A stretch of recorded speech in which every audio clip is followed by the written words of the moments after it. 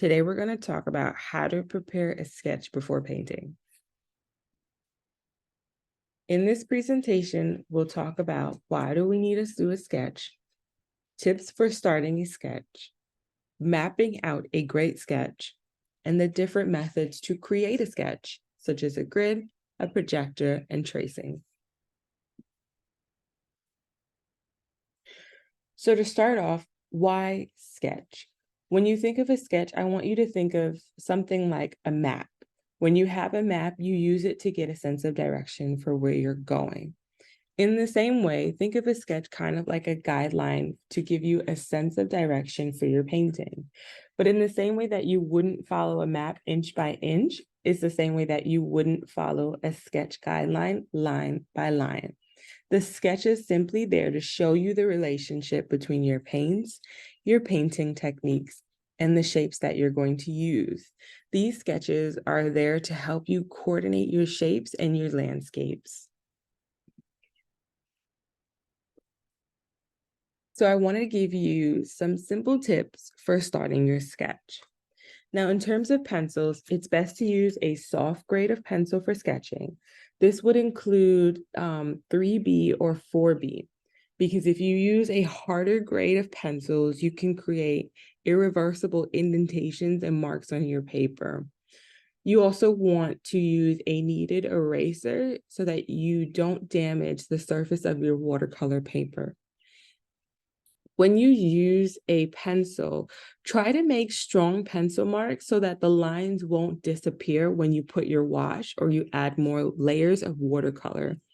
If you use faint lines only, it will disappear beneath the first wash, and you do not want that. It's okay to start off with faint lines just to get a sense of idea or direction of the orientation of your sketch. But after you start off with the faint lines, you should go over it with a darker line gently so that you don't rip your paper. Now, don't make a mess. So try not to smudge the graphite across your watercolor paper when you're drawing. And the reason you don't want to smudge the graphite is because if you leave smudges on your sketch and then add watercolor to it, you'll get this kind of muddy color on your washes that can kind of ruin the image that you're going for. So if you do create a smudge, don't worry, dab up the graphite with your kneaded eraser. And lastly, use a craft knife to sharpen your pencils. Sharpen your pencils with a craft knife as opposed to a pencil sharpener, because the craft knife will get away more of the wood and will give you more exposure of the graphite in your pencil. And when you shape the graphite with a craft knife, it's easier to get a more chiseled point.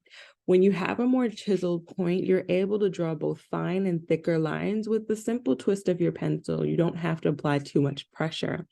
And keep in mind that the nib of the pencil will last longer if you sharpen with a craft knife as opposed to a regular pencil sharpener. So when we're laying in our sketch, we want to map out a great sketch. And the way to do that is by making sure you're always comparing the shapes, angles, and proportions from a photo reference. And a photo reference is simply a photo that you look at that you want to replicate in your painting, or in your painting and in your sketch. So always work from the center of the paper and work outwards to the edges of your watercolor paper. Make sure that you're plotting lines and shapes very faintly for the first part of your sketch. If you do faint lines, you won't have any trouble removing the lines if you don't like them. Now, once you get a sort of idea or an orientation for your sketch with the faint lines, you can go ahead and map out the sketch with a darker, more confident line that can be placed on top.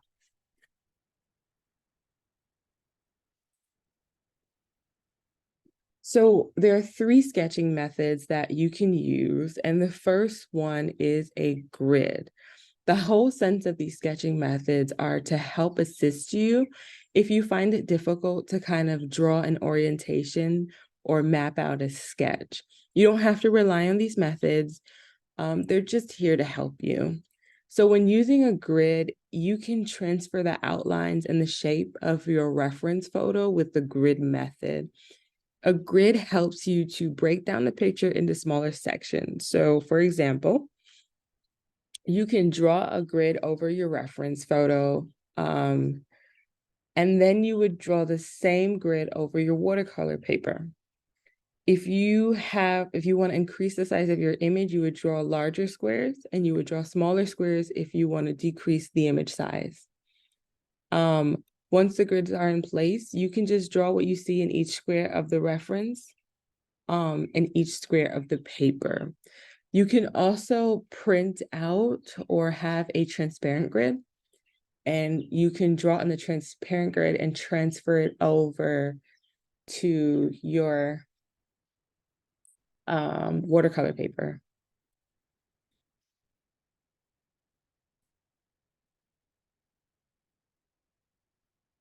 So tracing is used for more complicated drawings,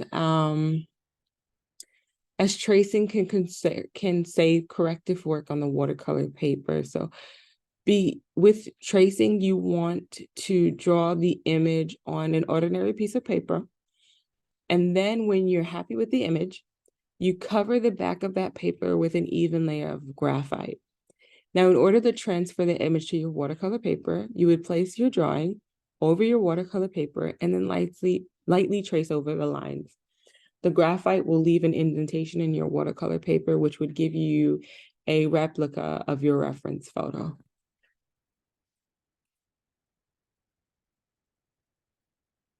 A projector is a bit of a faster way to create a sketch. When you're using a projector, you can cast your reference photo onto your watercolor paper, and it'll show you an outline that you can then trace over. So you're tracing over the projected image onto your watercolor paper. The projector is a really good way to help you get even proportions in your sketch because you have it projected line by line. So that is it for sketching for a painting. I hope this helps, and thank you.